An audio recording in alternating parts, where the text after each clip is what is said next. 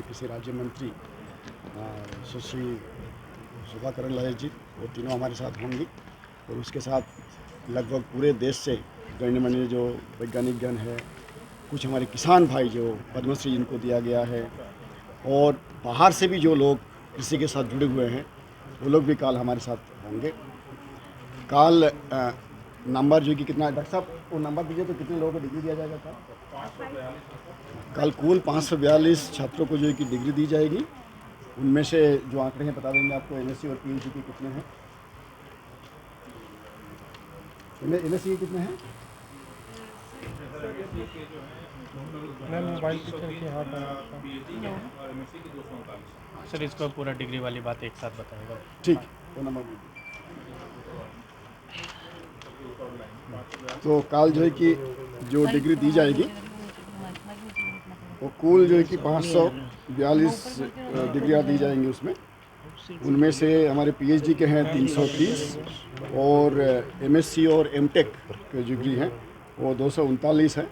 और उनके साथ हमारे जो मेडल्स और पुरस्कार होते हैं तो वो भी कुल मिला करके 14 बच्चों को जो है कि उसमें वो डिग्री और मेडल दिया जाएगा उसमें। और इसके साथ साथ जो पूसा संस्थान के कुछ टेक्नोलॉजीज़ जो हैं, जो अभी हमारे माननीय निदेशक महोदय ने बताया, उसका भी विमोचन किया जाएगा।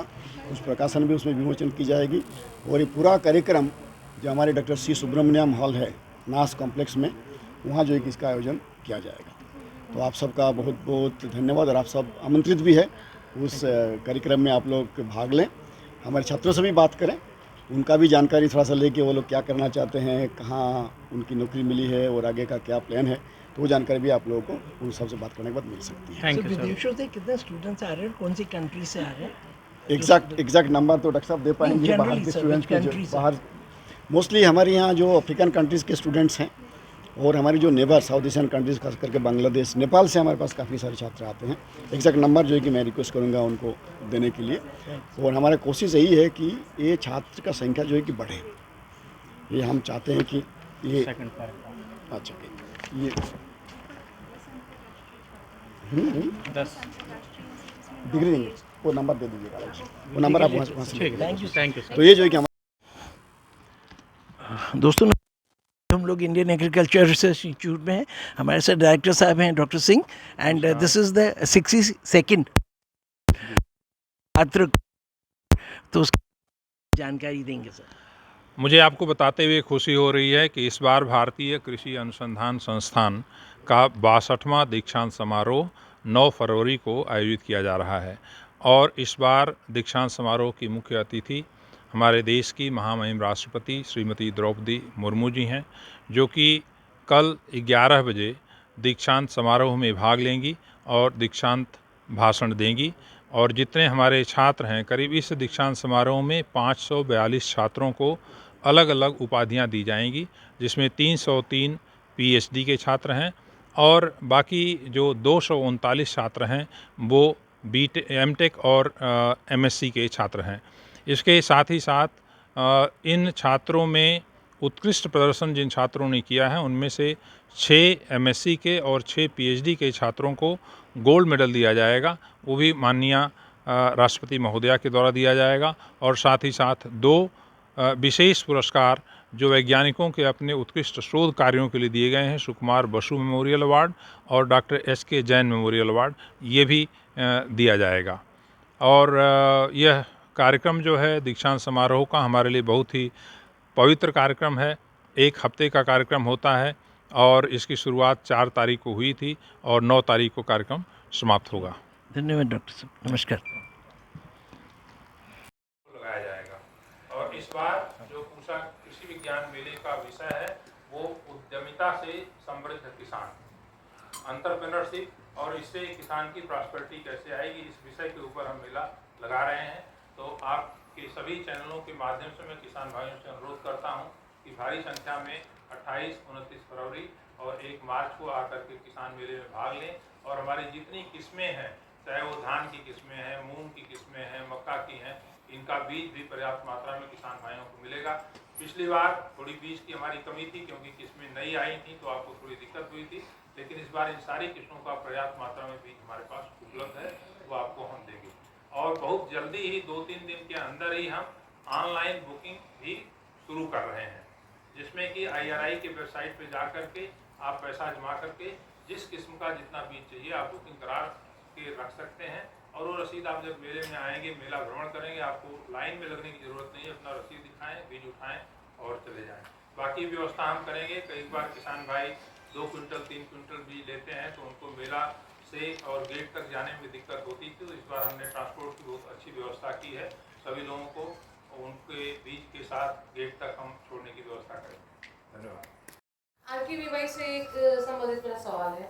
अभी कुछ महिलाओं को लेकर, कुछ अनुदान को लेकर वो किया गया है, फैसला लिया गया है कि RKVY में महिलाओं को भी ज़्यादा विशेषकर अच्छी उपस्थिति दर्ज कराने के लिए, ज़्यादा उनका भागीदारी सुनिश्चित करने के लिए कुछ नया स्कीम लागू की जा रही है, उसके बारे में थोड़ा बताएंगे sir?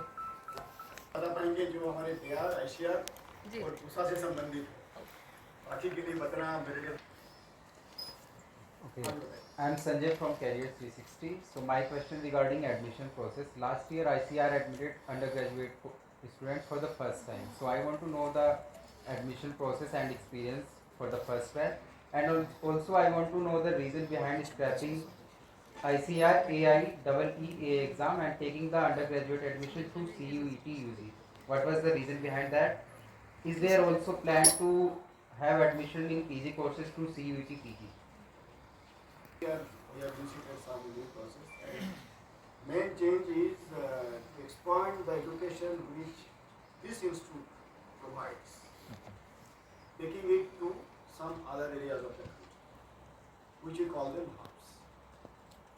So earlier, say around 10-15 years back, students used to come only to this place for their masters and PhD. Now we expanded it, including starting UG program. That was not last year, that was last year. And also we have identified now 16 hubs, which are actually our ICR institutes, located in different cities. So there students will be admitted again by the same process. They are IRE students. Similar course curricular, similar evaluation process, everything similar will be done for them also. But they will be taught and their research will be conducted in those areas. Degrees will be given again by IRE. So those are actually extended branches of this particular institute. For some specific numbers, I think Dr. Singh has got some numbers at this time. How many students we have admitted in UG, PG, as well as PhD. But the good thing is, our whole objective is that in ICR Institute, as you know, we have got a very competent and quite good number of research scientists. So what we wanted, that let students also get benefit of those research institutes, where we have got very good research facilities, laboratory as well as field, and we have got good number of scientists. So all these benefits are now extended to the admission and all other processes. It's exactly the same what it is to be for IIT. Some specific numbers, there is a इस वर्ष जो है हमने छात्रों का admission करीब 1200 छात्र कुल हमने उनको प्रवेश दिया है, और इसमें करीब 398 स्नातक के हैं और 298 छात्र जो हैं MSc MTech मिला करके हैं और 408 छात्र जो हैं PhD में। तो अगले साल भी तकरीबन नंबर हम यही रखेंगे, क्योंकि इसके साथ ही साथ हम सुविधाओं का विकास भी कर रहे हैं। हमारे माननीय महानिदेशक महोदय का विशेष रूप से इसके ऊपर जोर रहता है कि जो छात्र आए वो परेशान न हो, तो उनके रहने की व्यवस्था करना बहुत ज़रूरी है। और अभी हाल में ही पिछले जुलाई के महीने में तत्कालीन माननीय कृषि मंत्री जी ने मधुमास नाम से एक लड़कों के लिए छात्रावास 500 बेड का पूसा संस्थान में उसका उद्घाटन किया था। और अभी माननीय कृषि मंत्री श्री अर्जुन मुंडा जी ने करीब 5-10 दिन पहले जो है एक छात्रावास लड़कियों के लिए 500 बेड का जो है फाल्गुनी ग्राम से उसका उद्घाटन किया है। तो 1000 ये संख्या हमारी बड़ी है। इसी तरह से हब में भी और जगहों पे हमको सुविधाओं का विकास करना पड़ेगा, फिर हम नंबर को आगे ले जाएंगे। जानना चाहता हूँ कि हमारे संस्थान की जो प्रजातियाँ हैं वो हर एक किसान तो यहाँ तक आ नहीं सकता, दिल्ली तक नहीं आ सकता, तो क्या जो प्रजातियाँ हैं उन्नत किस्में जो क्या वो आसपास के भी के जो है हमारे यूपी में या जनाबी है वहाँ से पहुँच है उनकी क्या? और एक और सवाल था, वो भूल जाऊंगा बाद में। अभी जैसे पराली को लेकर बात हुई थी, तो चूंकि दिल्ली से सटा हुआ राज्य है यूपी, तो यूपी में ये घटनाएं बढ़ी है, तो उसका एक कारण मुझे लगता है कि वहाँ पे जो किसान है मशीनों का बहुत कम इस्तेमाल करते हैं, जबकि ये बात पंजाब में नहीं है। पंजाब में मशीनीकरण बहुत ज़्यादा है, तो एक इसके बारे में थोड़ा जानना चाहूँगा।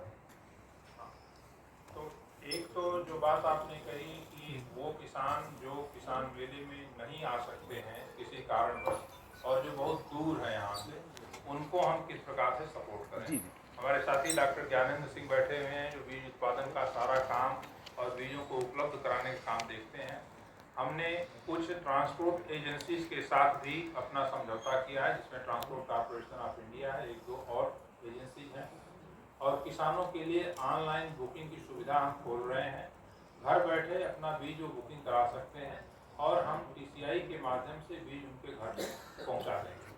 उसमें थोड़ा सा ट्रांसपोर्टेशन की कास्ट जरूर बढ़ती है, और खासकर जो high value low volume seed है, जैसे सब्जियों का है, उसमें तो कोई दिक्कत नहीं है। लेकिन जब हम गेहूं की बात करते हैं, चने की बात करते हैं, जहाँ पे वॉल्यूम ज़्यादा होता है, तो ट्रांसपोर्टेशन कास्ट और बीज का मूल्य दोनों तकरीबन बराबर हो जाता है। फिर भी अगर इस दृष्टिकोण से देखें कि अगर किसी किसान को अपने घर से 400 किलोमीटर से यहाँ आ करके 2 दिन समय लगा करके रुक करके ट्रेन का किराया भाड़ा ले करके, तो उसके तुलना में फिर भी ये बहुत सस्ता पड़ता है। तो बहुत सारे किसान हमारे मध्य प्रदेश से, पूर्वी उत्तर प्रदेश से, पंजाब के अलग अलग दूर दराज क्षेत्रों से उनकी रिक्वेस्ट आ रही है कि हमको ऑनलाइन की सुविधा बुकिंग की जाए। हमने पेमेंट गेटवे वगैरह शुरू कर दिया है और उसको जल्दी ही कल परसों से हम उसको शुरू करने जा रहे हैं। एक तो ये हुआ। रही दूसरी बात, आपने बहुत अच्छा प्रश्न उठाया था कि जो हमारे कृषि विज्ञान केंद्र हैं और जिस क्षेत्र में वो अवस्थित हैं, वहाँ के लिए जो उपयुक्त किस्में हैं, चाहे किसी भी संस्थान से विकसित की गई हों, उनका बीज उत्पादन करके वो स्थानीय स्तर पर किसानों को उपलब्ध करा सकते हैं। उसके लिए भी हमारे महानिदेशक महोदय व्यवस्था कर रहे हैं कि उनको हम यहाँ से ब्रीडर सीड उपलब्ध कराएंगे, वो बीज उत्पादित करके किसानों को अपने यहाँ देंगे। या वो कृषि विज्ञान केंद्र अगर उनके पास भी सीमित क्षेत्र है, क्योंकि हर कृषि विज्ञान केंद्र के पास 25 एकड़ 50 एकड़ से ज़्यादा जमीन नहीं होती, तो जिस प्रकार से हम कृषक सहभागिता बीज उत्पादन कार्यक्रम अपने संस्थान के इर्द गिर्द कर रहे हैं, उसी तरह से वो कृषि विज्ञान केंद्र भी इस तरह का कार्यक्रम शुरू करके स्थानीय स्तर पर बीज उत्पन्न करवा करके किसानों को उपलब्ध कराएं। आपने कहा कि पंजाब में तो देखिए मशीनीकरण बहुत ज़्यादा है, कंबाइन से सारे हार्वेस्टिंग होती है, और उत्तर प्रदेश में भी कंबाइन से हार्वेस्टिंग, खासकर तराई में तो 100% कंबाइन चल रहा है, पूर्वी उत्तर प्रदेश में भी कंबाइन चलने लगा है। और देखिए ये समस्या पराली की जो है मैकेनाइजेशन से पैदा हुई है, और मैकेनाइजेशन से इसका समाधान भी ढूंढना पड़ेगा। अब पंजाब और हरियाणा में देखिए बिजली उत्पादन के लिए करीब 18 प्लांट लगे हैं, 18 मेगावाट के 18 प्लांट लगे हैं बिजली उत्पादन के लिए पराली से। दूसरा, कंप्रेस्ड नेचुरल गैस CNG बनाने के लिए प्लांट आ गए हैं जो जर्मन टेक्नोलॉजी से लगे हैं। उसी तरह से बायो इथेनॉल बनाने के लिए प्लांट आए हैं जो कि बाहर की टेक्नोलॉजी से आके लगे हैं। तो इन सबका लेकर के करीब 50% पराली जो है अगले साल से जिस तरह से क्षमता बढ़ रही है, उसको बिजली उत्पादन में, बायो इथेनॉल बनाने में, CNG पैदा करने में और ब्रिकेट बनाने में आएगा। इसके साथ साथ जो कुछ क्षेत्रफल जो है वो अगर जल्दी पकने वाली किस्मों में हो जाएगा, तो हम जुताई करके खेत में मिला सकते हैं पराली को, 1 महीने के अंदर सड़ करके वो बराबर हो जाए, कोई दिक्कत नहीं होगी।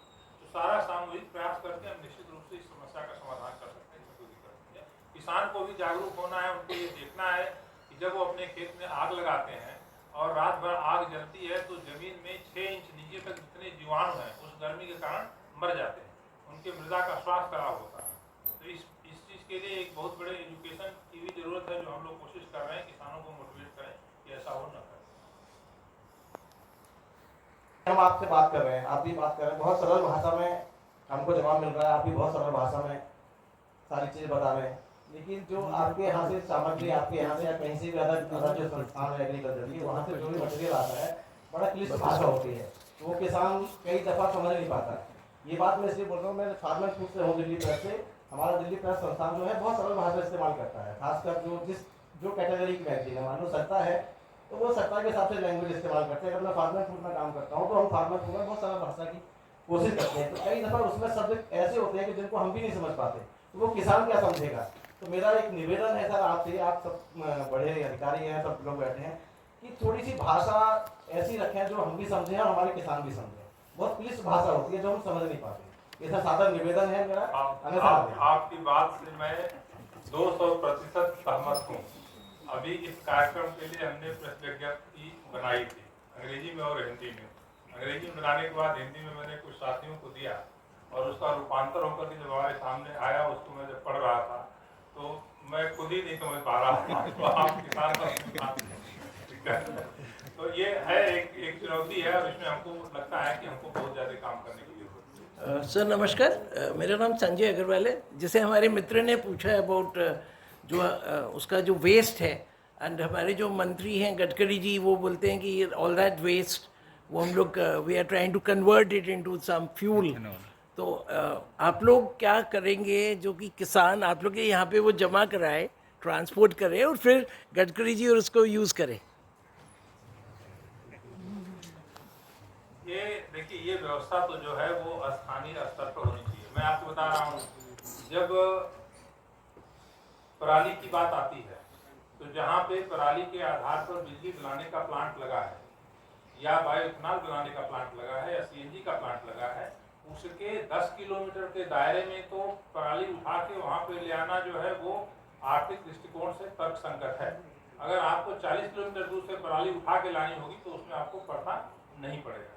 ये व्यवस्थाएं जो है स्थानीय स्तर पर करनी पड़ेंगी। बायोफ्यूल की दिशा में हम एक चीज़ में छूट गई थी, उसको मैं बताना चाहता हूँ कि जैसा कि आप जानते हैं 2025 तक सरकार ने ये लक्ष्य रखा है कि पेट्रोल के अंदर 20% बायोइथेनॉल मिलाया जाएगा और इसके लिए 1000 करोड़ लीटर बायोइथेनॉल की आवश्यकता होगी। तो हमारे पास जितना बायो वेस्ट है, चाहे वो धान की पराली हो, चाहे गेहूं की हो या गन्ना की हो या मक्के की हो, ज्वार की हो, हमारे पास अपार संभावना है उस लक्ष्य को प्राप्त करने के लिए। ज़रूरत है टेक्नोलॉजी की। टेक्नोलॉजी धीरे धीरे आ रही इस क्षेत्र में। इसके अलावा हम लोग कुछ इस दिशा में शोध भी कर रहे हैं। जैसे पहले बायोइथेनॉल बनाने के लिए चावल, टूटे हुए चावल का प्रयोग किया जाता है, उसके ऊपर सरकार ने प्रतिबंध लगा दिया क्योंकि भोजन ज़्यादा जरूरी है।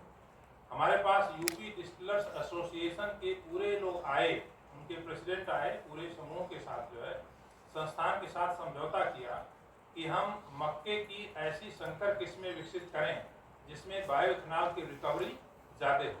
हमारे पास करीब 20 हाइब्रिड थे। हमारे साथी हैं डॉक्टर फिरोज, उन्होंने हमने कहा कि पहले इन हाइब्रिड्स को ले जाकर के आप टेस्टिंग करके देखिए अपनी फैक्ट्री में। तो उनका हमने बीज दिया उनको 20-20 किलो उन हाइब्रिड्स का, और आकर के उसमें से 2 हाइब्रिड को चयनित करके उन्होंने बताया कि इसमें एथेनॉल की रिकवरी राइस से जो है ज़्यादा आ रही है, करीब 40% के आसपास रिकवरी आ रही है उसमें जो है। तो अब उन्होंने प्रोजेक्ट सबमिट किया है, हमको फंडिंग कर रहे हैं कि हम मक्के की ऐसी किस्में विकसित करें जिनका उपयोग बायोइथेनॉल प्रोडक्शन के लिए हो।